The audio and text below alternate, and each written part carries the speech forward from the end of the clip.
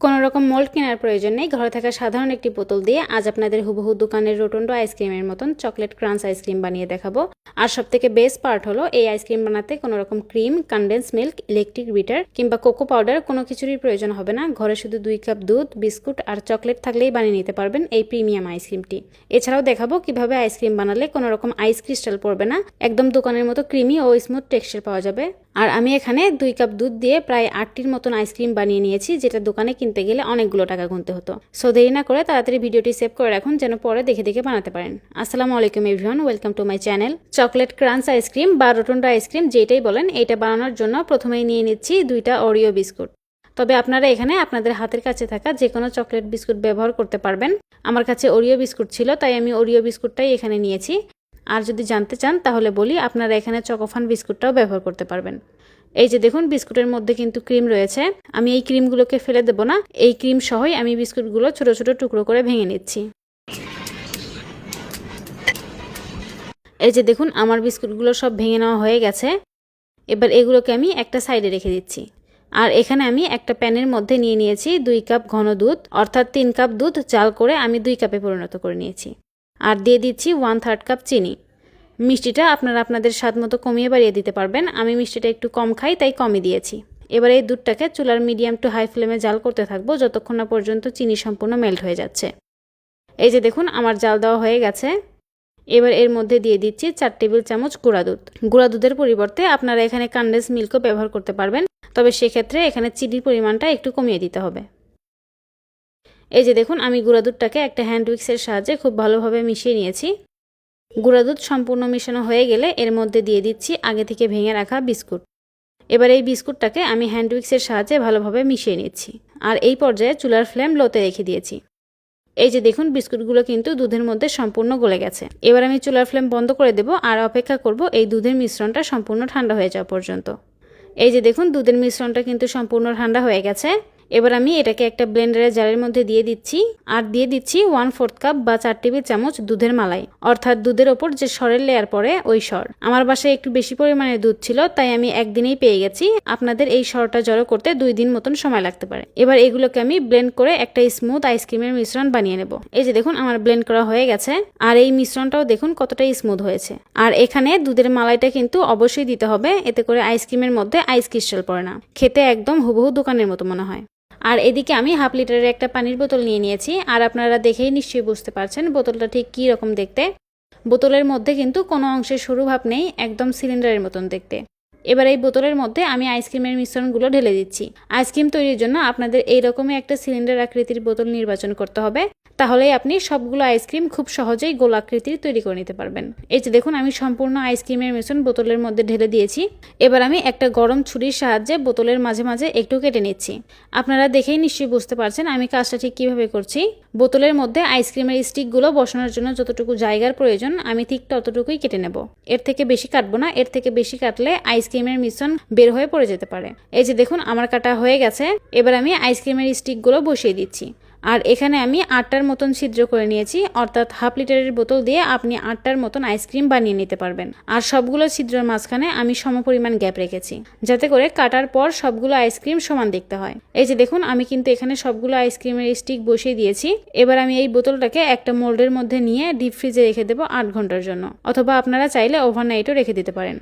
ফিরে আসলাম 8 ঘন্টা পর। আর দেখতেই তো পাচ্ছেন আইসক্রিমের বোতলটা কিন্তু জমে সম্পূর্ণ শক্ত হয়ে গেছে। এবার আমি বেশি দেরি না করে একটা ধারালো ছুরির সাহায্যে আইসক্রিমগুলো কেটে নিচ্ছি। আর একটু খেয়াল করলেই বুঝতে পারবেন আমি কিন্তু 2টা কাঠির থেকে সমান দূরত্ব রেখে কেটে নিচ্ছি। এবার একটা কেচির সাহায্যে বোতলের প্লাস্টিকটা কেটে আইসক্রিমটা বের করে নিচ্ছি। আমি এই পর্যায়ে আপনাদের বোঝার সুবিধার্থে ভিডিওটা ফাস্ট করে দেইনি, নর্মালি রেখেছি, যেন আপনারা দেখে বুঝতে পারেন আমি কাজটা ঠিক কিভাবে করছি। এই যে দেখুন, কতটা ইজিলি আমি আইসক্রিমটা বের করে নিলাম। এবার আমি আপনাদের বোঝার সুবিধার্থে আরেকটা আইসক্রিম বের করে দেখিয়ে দিচ্ছি। দেখুন, খেয়াল রাখবেন যেই ছুরি দিয়ে আপনি বোতলটা কাটবেন সেই ছুরিটা যেন একটু ধারালো হয়, তাহলে আপনার কাজটা করতে অনেক সহজ হবে। এই আইসক্রিমটাও বের করে নিয়েছি। আর একইভাবে আমি সবগুলো আইসক্রিম বের করে নেব। এই যে দেখুন, সবগুলো আইসক্রিম আমি কেটে বের করে নিয়েছি। এবার এগুলোকে আমি ডিপ ফ্রিজে রেখে চকলেটটা রেডি করে নেব। তার জন্য এখানে আমি আইসক্রিমের কোটিংয়ের জন্য 1 ব্লক ডার্ক চকলেট নিয়ে নিয়েছি। আপনারা এখানে ডার্ক চকলেটের পরিবর্তে মিল্ক চকলেটটাও ব্যবহার করতে পারবেন। আমার বাসায় ডার্ক চকলেট ছিল তাই আমি ডার্ক চকলেটটাই নিয়েছি। আর চকলেটগুলো এভাবে একটু কেটে নিলে গলাতে সুবিধা হবে, তাই আমি এভাবে কেটে নিচ্ছি। এই যে দেখুন আমার চকলেটগুলো কাটা হয়ে গেছে। এবার এগুলোকে আমি একটা বোলের মধ্যে ট্রান্সফার করে নিচ্ছি। আর এখানে যদি আমি কাপের মাপে বলি তাহলে এখানে 2 কাপের মতন চকলেট হবে। এবার এদিকে আমি চুলায় একটা প্যানে গরম পানি বসিয়ে দিয়েছি আর তার উপর একটা স্ট্যান্ডও বসিয়ে দিয়েছি। এবার এর ওপর আমি চকলেটের বোলটা বসিয়ে দিলাম আর চকলেটের বাটিটা বসানোর পর চুলার ফ্লেম আমি লোতে করে দিয়েছি, কারণ চকলেট মেল্ট হওয়ার জন্য খুব বেশি তাপের প্রয়োজন হয় না। ফুটন্ত পানির হালকা একটু ভাপেই চকলেটগুলো মেল্ট হয়ে যাবে। এই যে দেখুন অলরেডি মেল্ট হতে শুরু করেছে।